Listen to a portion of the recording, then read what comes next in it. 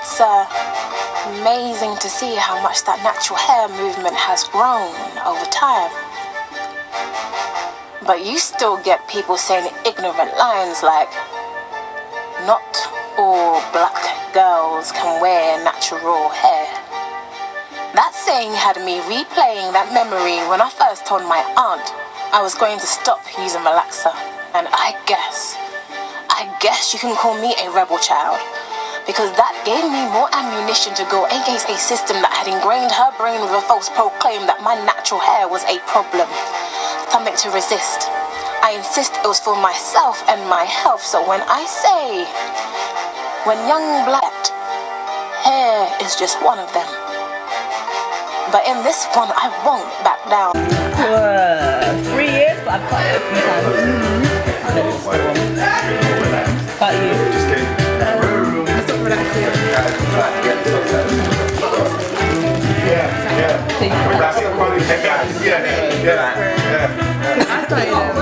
texturing. Then like it blended kind of one. Like the relaxed texture. So I didn't feel the weekend. And it's just eventually kind of. Oh, okay. Yeah, the texture, no, the transition is long. No, I don't want it. It's just so like, If you tried to get to the same length that you had it at, like, I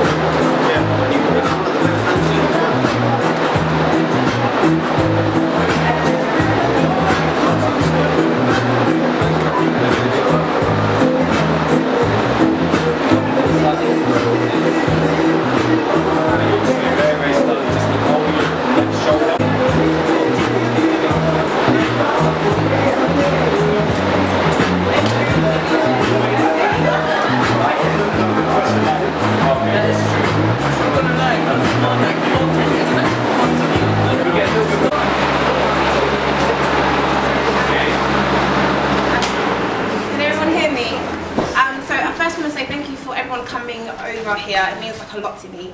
So what I'm not sure if everyone is aware right now, but my name's Mina. I'm Mina West. I'm a spoken word poet, and I have a poem. It's basically around the natural hair movement. It's amazing. I mean, I'm a product of it. There's so many girls who've done stuff to help the movement grow and actually break out and be comfortable with their natural hair, which I think is amazing. But you still do get people who are quite ignorant and say things like, well, not all black girls can wear it, only a certain type of girl can wear it, or different type of things, or it might suit you and it doesn't suit other people. So one of the things about me is I'm quite passionate, or recently quite passionate about people just owning who they are, especially being from the black diaspora, being over here, we don't kind of understand our roots sometimes. So my vision of the poem was basically to have the concept of loads of girls with natural hair, all different shades and different stuff of the black community, walking together as I'm saying it, and also like different shots of the girl at the back here.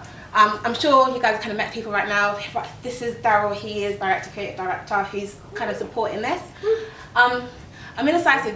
The poem, who wants to hear it? Who doesn't want to hear it? Yeah, so you guys know what you're wearing, know what you're kind of signing yourself up to, because your face will be on YouTube and you're going to have to deal with it. I'm going to recite the piece. There is a recording of it, but I'd rather just do it live. But what we're going to do, and Darryl's going to help organise that, as I'm walking, girls will be adding on. Would that work fine, yeah? Yeah. That should work out fine. It's kind of long, so I need as many different faces as well. you want me to quickly go through what we're going to do now today? Shall I quickly say it then? Yeah, go for it. And your phone's charged. Yeah, try and shut up. Okay. It's not a real performance. It's like me just reciting it. But it's amazing to see how much that natural hair movement has grown over time. But you still get people saying ignorant lines like, not all black girls can wear natural hair. That saying had me replaying that memory when I first told my aunt I was going to stop using relaxer. She looked at me with a confused face to say, why the change? I don't understand. Afros are hard to maintain or even attract a man, I guess you can call me a rebel child, because that gave me more ammunition to go against a system that had ingrained her brain with a false proclaim that my natural hair was a problem. Something to resist. I insist it was for myself and my health, so when young black girls say we are fearfully and wonderfully made, it will be played and replayed in our minds so much you will never feel inclined to conformity. It scorns me to know we still show self-hatred in places we're not ready to admittedly face yet. Hair is just one of them, but in this one I won't back down. I wear my hair fitted like a crown on purpose, unapologetic of our status.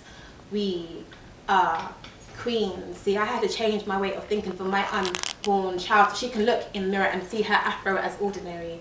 No shame, not that stigmatized Afrocentric extraordinary thing to explore. Mothers, remember your face will be the first face your daughter comes to adore, so please be an example and open that door to her mind, because we are in a mental war. When I say we are in a mental war, it's with the ideology that's been stored in our minds and attacked us since birth. Time to be reborn and challenge the concept of beauty on this earth, I pray. I pray my child will not have to use her hair as a shield in that battlefield. Her heritage surpasses those chains that contains poison. She links the kingdoms and queendoms that build empires dressed in rubies and sapphires, or she'll never need to wear the lies of a Western disguise to be seen as a precious ruby in my eyes. She won't cling to the idea that her hair needs to be European, Malaysian, or Asian for society's acceptance. No, she won't be blinded by this deception. Why are we so obsessed by this perception? And we may talk about loving that black skin we're in, but if we disregard that hair it brings, we're not an exception. Our hair gets more praise from people outside our own race, yet we still carry its rejection. And why? For so long, we have been attracted to images in that media displayed all around us, hair that laid flat surround us. To manage our kinks and naps, we damage it with chemicals and glued in weave tracks, causing receding hairlines as we mentally recede back in time of inferiority, when we had no authority, trying to blend in because we believe we're the minority, longing for the approval of the supposed majority. Please remember to love yourself, and your own is your main priority. It is a thorn in me, seeing how perms, yes perms, are linked to fibroids, thinning hair, balding spots and all sorts, making young black girls emotionally and physically sick, yet we still stick with it. And trust, I don't want to use this platform to preach or push emotional blackmail, but when that blackmail tells me, when my own friend who is black resells me false tales that natural hair looks good on you, girl, it's not for everybody, please, please just think. You may reproduce one day, may not be that same line you play your offspring, because you know they cannot run away from their skin. Thinking if they straighten their hair to fit in, they can win, but it will bring a string of more self-deprecation. Natural hair does not suit everybody, that line doesn't even make sense. How can what is from you not be for you? No other races put their hair through this tideless case, yet we still place ourselves in that one line. You question God's design. You have the power to redefine beauty, but instead we assist with its own decline. It's really long, so I'm sorry. So what I'm finding is sometimes every time we use our tongues to say, not all black girls can wear natural hair.